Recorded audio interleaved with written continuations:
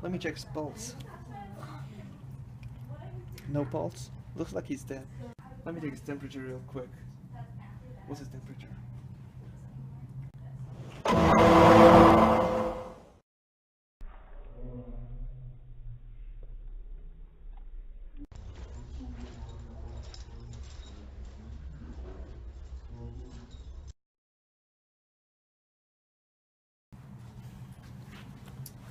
He's dead. I know. Professor Vegas is dead. I wonder how long Professor Vegas has been laying there. Newton's law of cooling.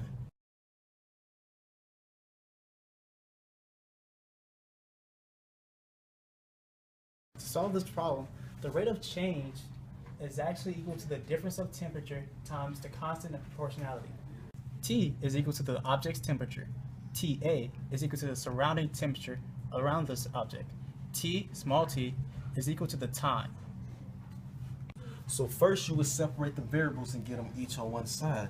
So I separated to D of the object's temperature divided by object temperature minus the ambient temperature equals K dt. Then after you separated them, you integrate both sides. So I took the integral of 1 over t minus ta dt equal to the integral of k dt. After I did the integration, I came up with the natural log of the absolute value of t minus ta equals kt plus a constant of c. But since the object temperature will never be lower than the room temperature, we can get rid of these absolute value bars right here. And after we do that, to get t by itself, first we'll have to raise each side of the equation to e to get rid of the natural log. So you have e to the natural log of t minus ta equals e to the kt plus c. Then after you get rid of the natural log over here, you will have t minus ta equals e to the kt plus c. And to get t by itself, you have to add ta to both sides. And our final equation is t equals e to the kt plus c, or t equals e to the kt times e to c plus ta. Use the property of power multiplication. When I walked into the room, temperature of the body was 84 degrees. That was at 1 o'clock. When Dontrell walks into the room at 1:15, the temperature is 80 degrees. The room temperature as per the thermostat is 75 degrees, and the natural living body temperature is 89.6 degrees. So to start solving the problem, we gotta assume the 1 o'clock when I walked into the room to be 0 as a starting point, and at that point the temperature was 84 degrees. And at 1:15 when Dontrell walks into the room, the temperature of the body is 80 degrees. So let's assume 15 minutes later the temperature is 80 degrees.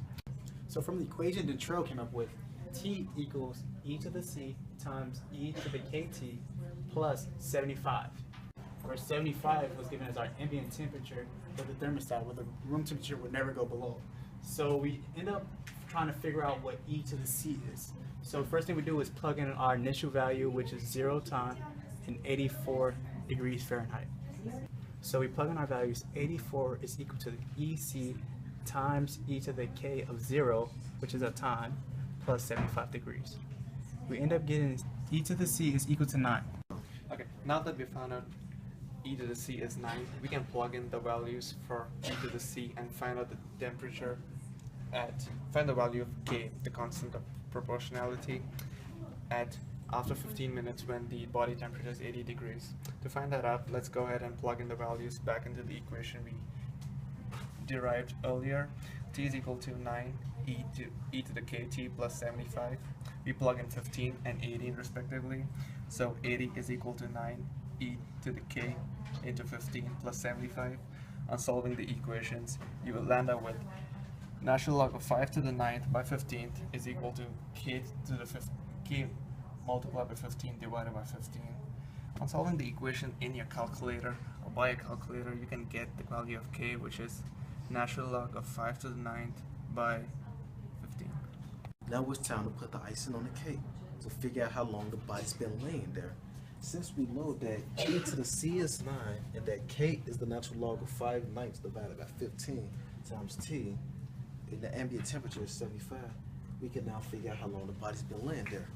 From earlier, we know that the normally living body temperature of a human is 98.6 degrees. So we plug in 96, set it equals to 9e to the natural log of 5 ninths divided by 15 times t plus 75. And we're trying to get t by itself. In order to do that, we must first subtract 75 from both sides of the equation. We are left with 23.6 equals 9e to the natural log 5 ninths 15 t. And then we're going to divide both sides by 9 to get rid of this 9. So 9e to the natural log of 5 ninths divided by 15t divided by 9 is equal to 23.6 divided by 9. So now that we have this part, we can now take the natural log of both sides to erase this e on this side.